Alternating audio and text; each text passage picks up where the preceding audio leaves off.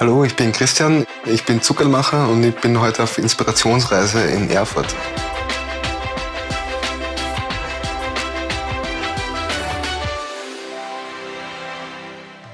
Ja, ich bin Gründer und Chef der Zuckerlwerkstatt und die Zuckerlwerkstatt ist ein reiner Handwerksbetrieb, in dem wir ganz alte Zuckerlsorten herstellen. Dass wir die Zuckerlwerkstatt gegründet haben, war eigentlich absoluter Zufall. Das heißt, meine Frau und ich, wir waren im Urlaub, haben zufällig so eine kleine Bonbon-Manufaktur gesehen, waren beide komplett begeistert von dem Handwerk und haben uns gedacht, boah, das müssen wir auch machen. Reisen war in meinem Leben und ist in meinem Leben extrem essentiell, weil du, egal wo du bist, einfach so viele verschiedene Ideen und verschiedene Geschmacksrichtungen mitkriegst. In jeder Region haben es andere Präferenzen. Das heißt, Reisen ist für mich einfach extrem notwendig, um inspiriert zu bleiben. Das Erste, was mir in Erfurt aufgefallen ist, ist, dass der Flair, den die Stadt hat, das ist so wie im Mittelalter. Aber halt nur wunderschön erhalten. Das heißt, du merkst die ganzen Fachwerkbauten. Du kriegst mit, dass da irrsinnig viele Kirchen sind. Und alles ist total lieb, schnuckelig und wirklich gut erhalten geblieben.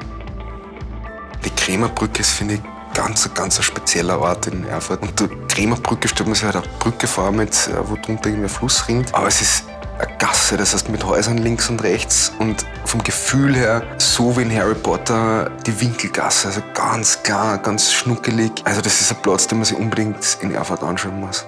Bei der Ägidienkirche ist halt das wirklich Coole, dass man einfach raufgehen kann. Das heißt, dass man im Turm bei den Glocken vorbei und von einer ganz engen, kleinen Wendeltreppe ganz nach oben kann in den Turm und dann natürlich mit einem Wahnsinnsausblick über Erfurt belohnt wird.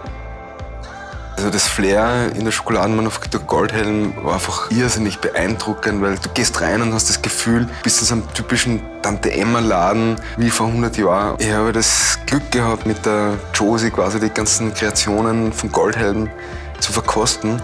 Und das war einfach irrsinnig interessant für mich, sich auch dementsprechend auszutauschen und fachlich ein bisschen zu quatschen. Unter anderem auch zum Beispiel über die ganzen Zutaten und Rohstoffe. Und das war echt ein sehr tolles Erlebnis bei Goldhelm. Wie ich die Info gekriegt habe, dass wir nach Erfurt fahren, habe ich eigentlich überhaupt keine Vorstellung gehabt, wie die Stadt ist. Und das war für mich einfach eine irrsinnige Überraschung, nach Erfurt zu kommen und da quasi ein kleines Juwel zu finden. Das war einfach eine richtig coole Erfahrung, die ich nicht missen möchte.